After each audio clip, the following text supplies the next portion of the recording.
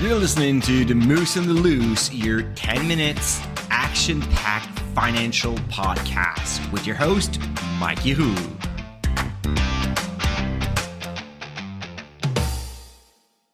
Hey, what's up, Market Moose? Mike from The Moose on the Loose. I hope you are doing well on this Thursday. And today, I want to talk about a big move that I made not too long ago. So first, big warning, do not try this at home. Like, I'm not telling you to do what I did, because seriously, it's quite risky. It's not something you want to do if you have not weighted the pros and the cons and making sure that it's the right strategy for you. So I repeat, do not try this at home. It's not financial advice. You really have to think this through.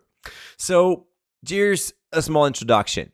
In 2008, when the financial crisis happened, I was a financial planner, and I helped a lot of my clients to go through this crisis. Unfortunately, I did not have a lot of money to invest back then. The reason was quite simple. I actually put all my money in 2006 to buy my second home. So I bought my first one, then lived there for 2 years, sold it, buy another one, and put all my money in 2006 in that house. So of course, 2 years later, I had a little bit of money invested, but not so much. Plus, I had the pension plan that eventually became in my pockets. But in the meantime, it was still managed at National Bank. So I wasn't ready to benefit from that crisis. I stayed invested. I am still in the accumulation phase. So I just kept on buying the dip with whatever systematic investment I had. But that was pretty much it. In 2020, that was the second time there was a big financial crisis, a big crash. So in the month of March of 2020, I was desperately looking to find more money to invest in the stock market. I was like, oh, I'm fully invested already. I do not have anywhere to get some more money to invest, but I know it is the right time to do so. And I felt kind of very upset about that.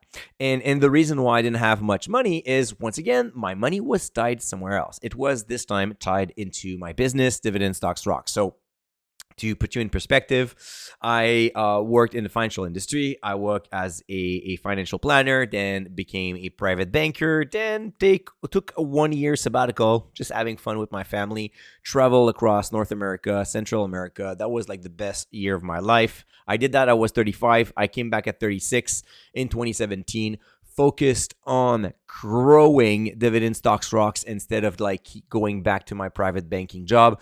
That was best decision of my life. But of course, between 2017 and actually I would say 2021, 2022, those were rough years financially. I had to put all my money and my time and my effort into the business. So of course, I did not have much money to laying around in 2020 to actually invest in the stock market. I had to invest massively in DSR, created DSR Pro, then the dashboard, then all the tools for my users. And actually, that was the best decision of my life.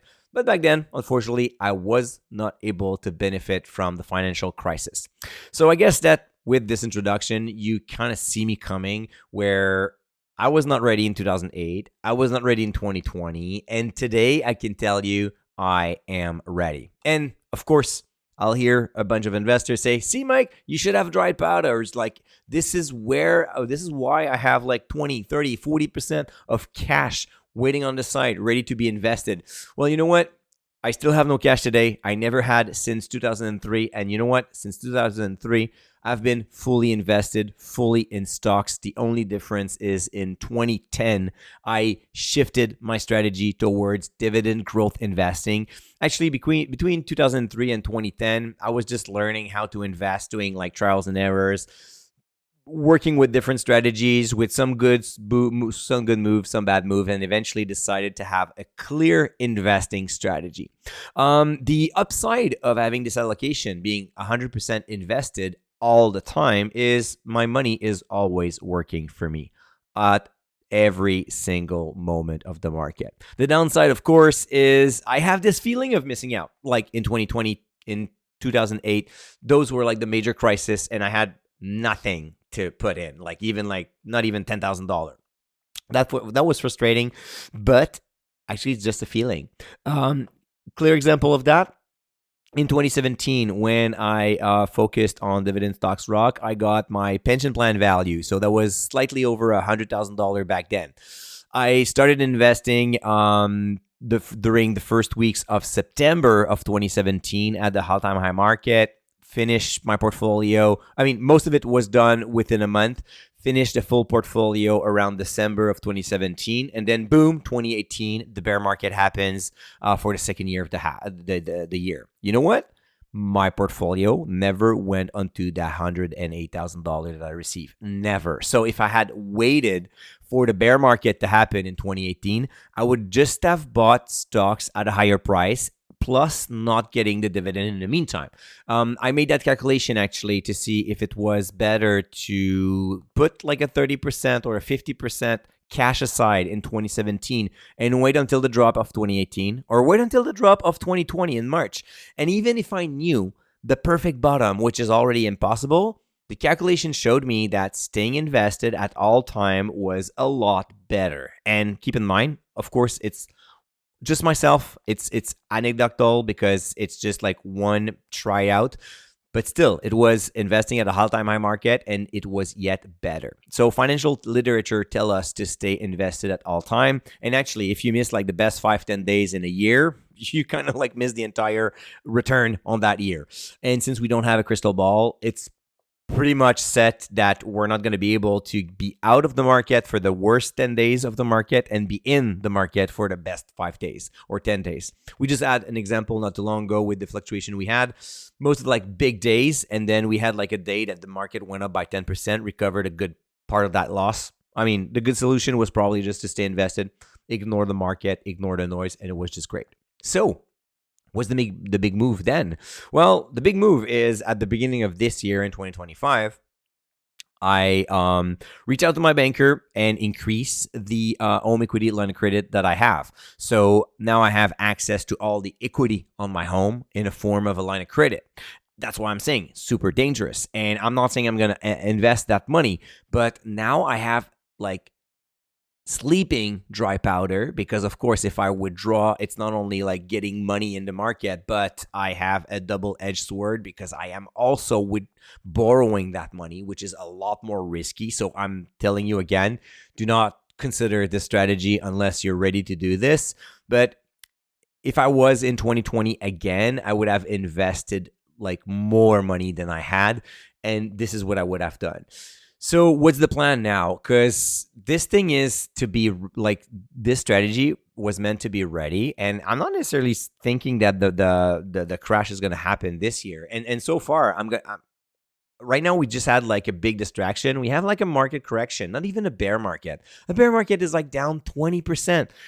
I mean, we had like a small bear market on the NASDAQ maybe. All right. But overall, my portfolio has never gone down by 20%. I think it was the worst part that I've seen since January, is maybe like minus 12, 13.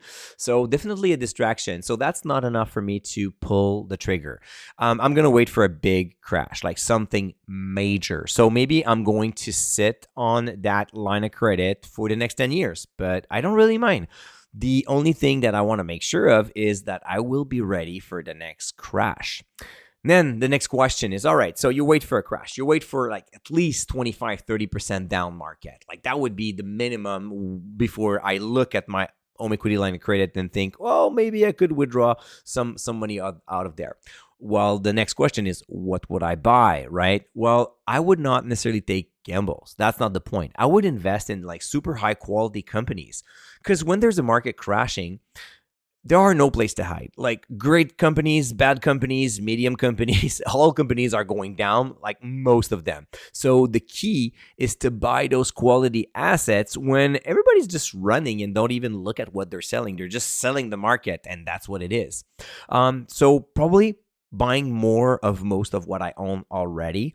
Again, not nearly going to happen at this stage, but maybe it's going to happen like in 2025, maybe it's going to happen in 10 years. I want to be ready with that. One thing that I will do at this time is to focus on companies with a very robust dividend triangle. So companies that have been showing me that they are able to grow their revenue like by at least 5% every single year for the past 5 years. I mean, we had a relatively good economy. If the company was not able to grow at a 5% pace every year, there's no point of investing. But more than the revenue, I also want to have profits. I want to see earnings going up. So earnings per share must grow as well by 5% year after year for the past 5 years. And of course, once I found companies that grow their sales, grow their profit, I want also them to grow their dividend. And there's nothing better to invest with for investing with conviction than selecting companies that shows 5, 7, 10% dividend growth rate when the market is down 30%. So we'll definitely aim for those. And to help me build that list, I have that wait list ready all the time. I use the Rockstar list. So it's coming from the Dividend Stocks Rock Stock Screener. We pull out only companies with revenue, earnings, and dividend growth over the past 5 years. And you can actually download it for free at moosemarkets.com/rockstars. That's what I will do with my big plan. In the meantime, I'm not trigger happy. I'm not looking for an occasion either. So I'm not going to invent something. And I'm really well aware that if I do this, I kind of like put some of my assets, a good part of my net worth in jeopardy. So I want to make sure that I'm doing the right move. I'm not going to do this slightly. And you should not just hear the word, oh, I will borrow from my HELOC and everything's going to be fun. When you borrow, you must be ready to lose it all. So if you're not ready to do that, well, just skip this podcast altogether and just wait for the next one that will happen tomorrow morning, right? So tomorrow morning, we are going to talk about 4 retirement scenarios that you must look at when you're building your retirement plan. So a few key elements for each of them, super important. And until tomorrow, don't forget to stay invested. Hey, welcome to the disclaimer. If you're listening to The Moose and the Loose, you cannot really expect me to give you buy or sell recommendation or financial advice, right? You're here for fun, you're here for information and some entertainment. But I am not your financial advisor, I am not your broker, so therefore I'm not liable if you're losing money after listening to the podcast. If you're looking for some advice, go see a professional. If not, you can enjoy the show and do your due diligence after it.